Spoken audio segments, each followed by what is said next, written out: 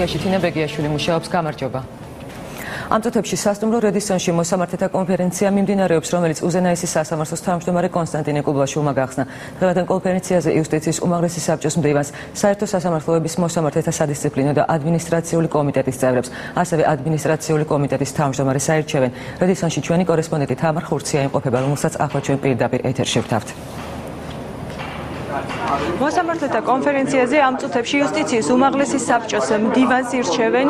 ამ კანდიდატურაზე კანონის თანახმად წარმოდგენილი იყო 5 კანდიდატი, თუმცა კენჭის ყრამდე 4 მათგანმა მოხსნა კანდიდატურა. შესაბამისად დარჩა მხოლოდ ერთი ლევან მურუსიძე, რომელმაც უკვე გააცნო მოსამართლეებს თავისი პრიორიტეტები. ის ამბობს, რომ მოსამართლეთა დამოუკიდებლობა არის მთავარი პრიორიტეტი მისი საქმიანობის.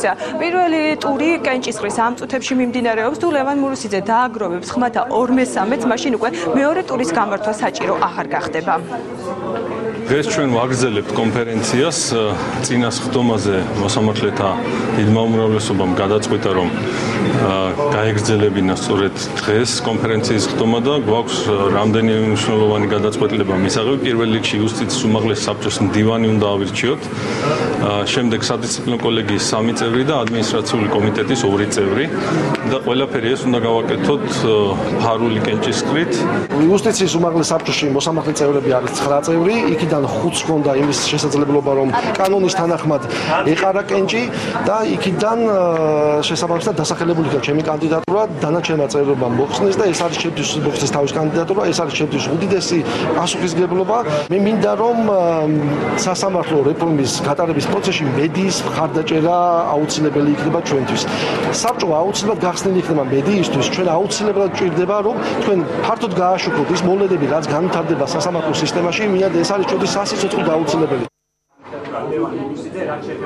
კოტე კუბლაშვილმა კონფერენციის დაწყებამდე ასევე კომენტარი გააკეთა ხარვეზების შემსწავლელი კომისიის შესაძლო შექმნასთან დაკავშირებით და მან განაცხადა, რომ იგი წინააღმდეგია კომისიის შექმნის, მაგრამ თუ კი მოხდება და კომისია ჩამოყალიბდება, ეს კომისია არ უნდა გახდეს მოსამართლეთა დასჯის საფუძველი.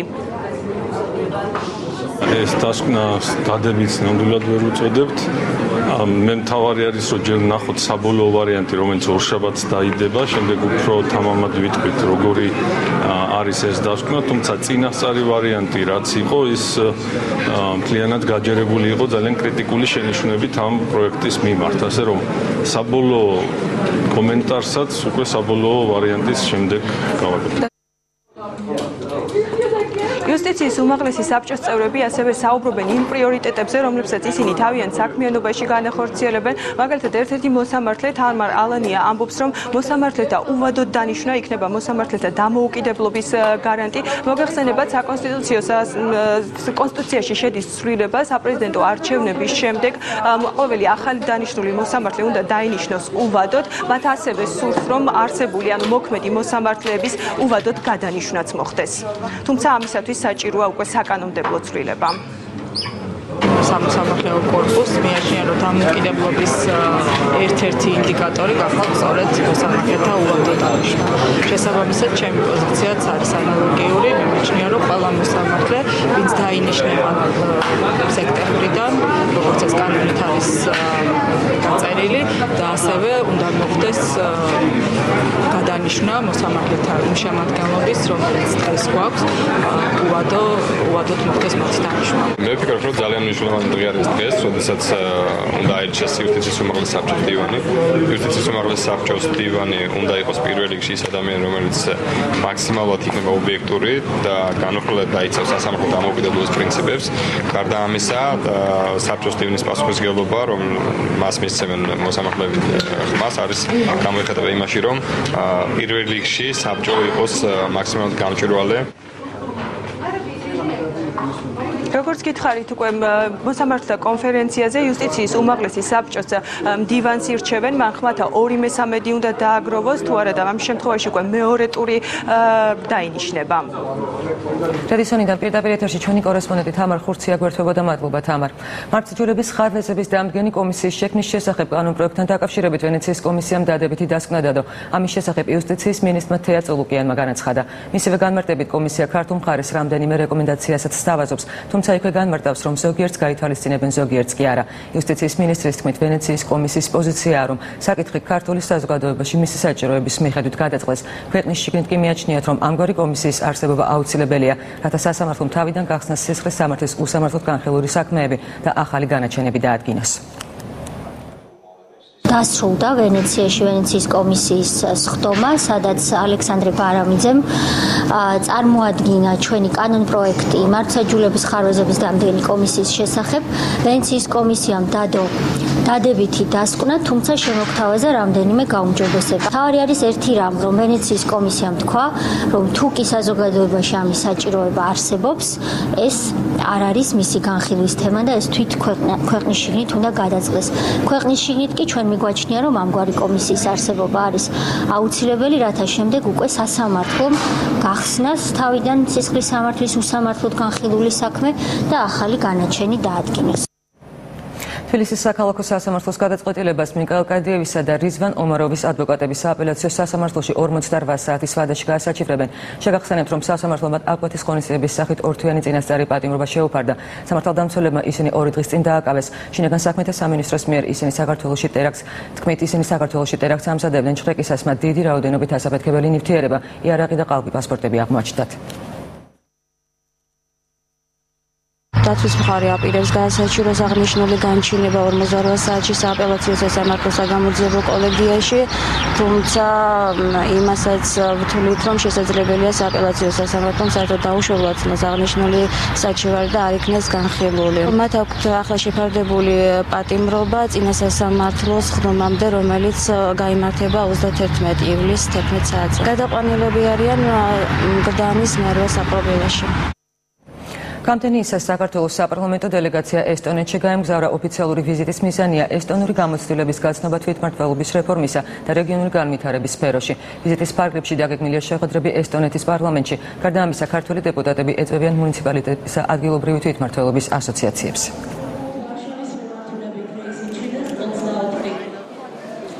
ძალიან სერიოზული შემეცნებითი საქმე, ასე ვთქვათ, ვიზიტი იქნება.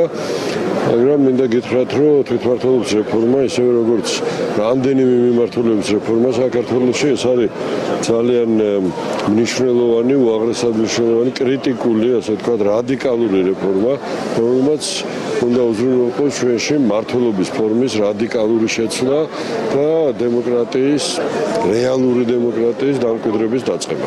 იქნება მნიშვნელოვანი შეხვედრები, ეს კონკრეტული ვიზიტი ემსახურება რეგიონალური და თვითმმართველობის თემებს, რათა კიდევ უფრო გავაღრმავოთ ჩვენი თანამშრომლობა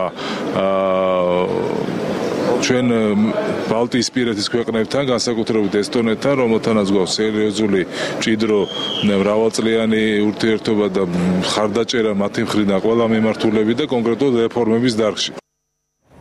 საქართველოს პრეზიდენტი იტალიაში გაემგზავრა. აეროპორტში მიხეილ სააკაშვილს ფაოს ხელმძღვანელობას საქართველოს საგარეო საქმეთა მინისტრის მოადგილე დავით ჯალაღონია, საქართველოს ელჩი იტალიაში და რომში განლაგებულ გაეროს საერთაშორისო ორგანიზაციებში საქართველოს მუდმივი წარმომადგენელი კარლო სიხარულიძე და სხვები დახვდნენ. რუსთავის საკრებულოს წევრი ნუკრი შათერიშვილი ფრაქცია ნაციონალური მოძრაობის დეპუტატებს საკრებულოს თავმჯდომარესთან ფარულ გარიგებაში ადანაშაულებს. მისი თქმით, საკრებულოს წევრები უკვე მეორე ცდილობენ თავმჯდომარეს კახა გურგენიძეს უფლებამოსილება 3 თვით გაუხანგრძლივონ.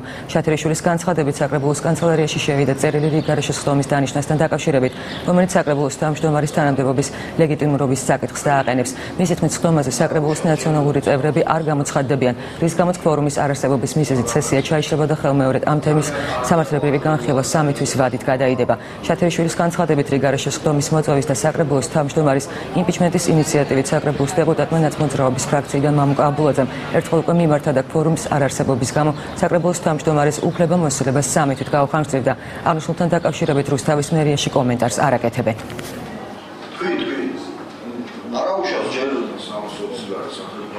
რუსთავში უკვე მეორეჯერ იგეგმება შეგნებულად ვითომცდა საკრებულოს თავმჯდომარის გადაყენების შესახებ მოწვევა რიგარეშე სხდომის, რომელიც უკვე ადრე იყო ეს უკვე გაკეთებული და ემსახურებოდა მხოლოდ იმას, რომ ჩავარდნილიყო ეს სხდომა და შემდგომ 3 თვე გაგრძელებულიყო უფლებამოსილება. გარემოსა და ბუნებრივი რესურსების დაცვის სამინისტროს ორგანიზებით დღეს თბილისსა და საქართველოს ყველა რეგიონში მასშტაბური გარემოს დაცვითი კამპანია იმართება. აქციაში მონაწილეობენ სამინისტროები, საქართველოს პარლამენტი, მუნიციპალიტეტები, საერთაშორისო ორგანიზაციები, ცენტრალური და ადგილობრივი არასამთავრობო ორგანიზაციები, საგანმანათლებლო დაწესებულებები, სტუდენტები და მოსწავლეები. ცხადაში არმაზის სასახლის მიმდებარე ტერიტორიაზე ჩვენი კორესპონდენტი ელენე ლომაშვილი იმყოფება, რომელიც ახლა პირდაპირ ეთერში გვერდება.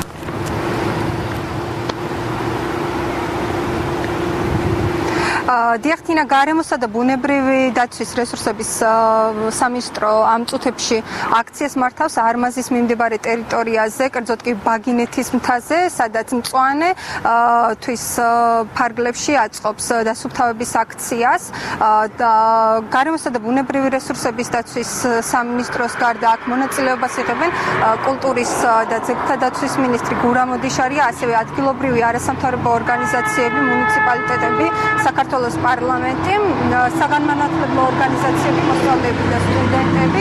როგორც იცით, ივნისის თვე მწვანეთად გამოცხადა, რაც იმას გულისხმობს, რომ გარემოსა და ბუნებრივი რესურსების დაცვის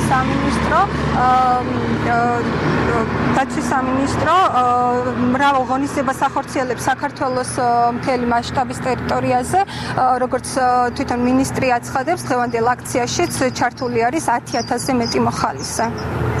სირთულეს არ წარმოადგენს, უბრალოდ ცოტა მონდომება უნდა იმასაც, რომ არ დავყაროთ უბრალოდ ესე უმიზნოთ ყველგან არის ადგილები, საშუალება, სადაც შეიძლება ნაგავი დაიყაროს და შეგროვდეს. ძალიან მიხარია, რომ ასეთი გამოხმაურება მოყვა სხვადასხვა სექტორის წარმომადგენლების მხრიდან აქციაში მონაწილეობის თაობაზე და მინდა ვისურვო, რომ ეს არ იქნება ერთჯერადი აქცია, რომ ეს გადავა ჩვევაში, ის რომ არ უნდა დავაბინძუროთ, არ უნდა დავანაგვიანოთ, მოუფრთხილდეთ ჩვენს გარემოს. აქ 64 ქვეყანა, საოცრად ლამაზია გარშემო, გაიხედეთ, არმაზის ციხესთან ვართ, მაგრამ ერთადერთი რომ ეს ნაგავი ხვდება თვალს ძალიან ხშირად. ახლა ჩვენ ხვდება არა, მაგრამ კიდევ ასე უცხოელი რომ ჩამოდის და ტურისტი რომელიც ხვალაც უნდა ჩამოვიდეს და ზეგაც უნდა ჩამოვიდეს, ისიც უხდება.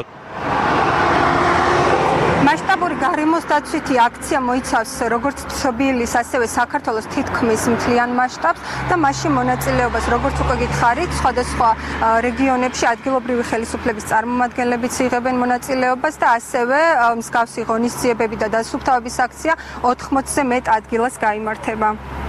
პირდაპირ ეთერში ჩვენი კორესპონდენტი ელენე ლომაშვილი გვერდებოდა. მადლობა ელენე.